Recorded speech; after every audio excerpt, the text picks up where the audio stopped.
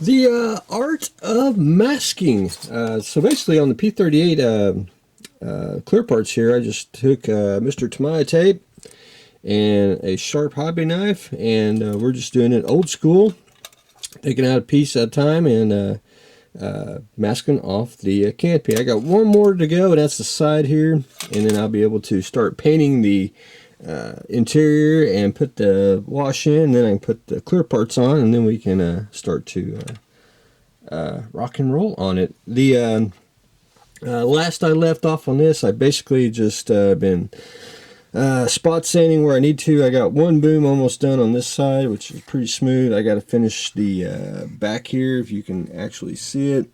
See where it's raised, which I didn't sand good enough.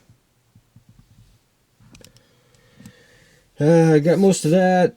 A little bit on this boom, which is the worst, I think, of the kit, and getting the spot putty to dry on it.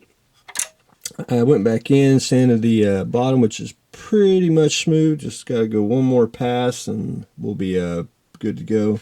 The boom right there, I'll have to add a little more putty to it, but we'll do the top first, and then we'll do the bottom second, and then we'll continue on. I did take some Tulip, and if you can actually see it right there, filling in the front gap and doing it on both sides, which is not too bad. I'm going to leave, I really can't fill like right through here. It's just going to be a panel, you know, the way it is. It's just the way the kit is. Got a little more sanding to do on the front, but I can't really sand too much. It's just, it's awkward, and it'll really look like you sand it and lose a lot of details. So I'm just going to basically take 101 ways to use a knife. Take the Mr. Knife here, take the back, and basically do a scraping motion, which I always wanted to write a book, and always 101 ways to use a hobby knife. I always thought that would be a best-selling book, but you know, just one of those things. But anyway, that's pretty much what I'm doing on it. It's going to be light this week, so I'm just spot putting and sanding. I may or may not get to start painting. If I do any painting at all, which will probably be primer, but I don't classify primer as a paint. I basically classify primer as a filler, because what I do is, primer helps show defects, also helps paint, stick to it, but I also like to spray it heavily on, say you're trying to sand an area and you just can't get it. If you take your primer and spray several coats, you can actually build up the layers, and it'll actually, be part of the whole, and it'd be a filler. That's what I classify primer is. And it just, after you put several even thick coats, just really hammer it on there, you can go back and scribe the panel lines and everything back in too. But that's just what I do. So I just use sandable primer as a filler, and hopefully I can start painting this weekend. But I do have a model show this Saturday, so we'll try to do a little bit of modeling, but we're gonna have fun at the model show. I did get the last of my backdrop up, and that's the black backdrop, so I am ready to start the Scarlet Viper, and we'll just see which color looks best, either the black or the white, depending on how the parts show up and how well my photography is. I do have a tripod, which we will have to go dig out so we can use for the photography of the article of the Scarlet.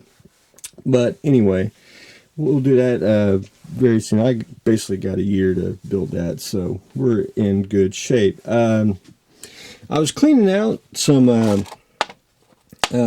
model boxes, and I guess I put some tools in there, but I was going through a bench vise phase, and I found my little vise, which I think it's pretty decent. It's more of those, it needs to be mounted, but it does its job for smaller stuff, and it's good and heavy. One of my first suction cup vices, and this is like XLs, I think, or Dremels. And it's pretty cool.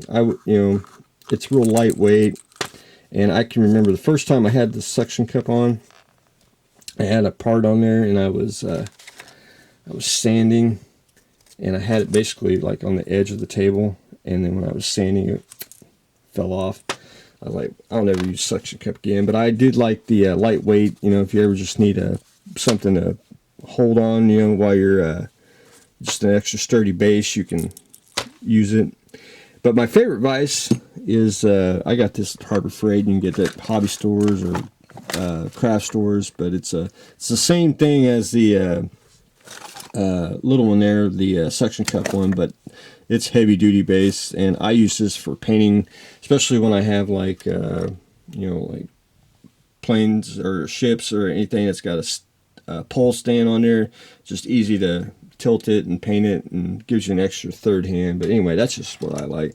My only complaint with this is it's got a rubber tip here. It just needs to be basically glued on, and take like a little felt material, and this just needs to be you know, glued on the top there, just to basically reinforce the rubber. But anyway, as you can see, with my tools, I'm very destructive. I paint all over it. It gets all kinds of chemicals, and especially like this little vise here, which is fused to the table, because that's used to a lot of resin dripped on there. But anyway, that's just a little history of tools there, and I'll probably dig out some more if I find them once I get the backyard cleaned up. But anyway, that is what I have got going on today. We got some bench vices.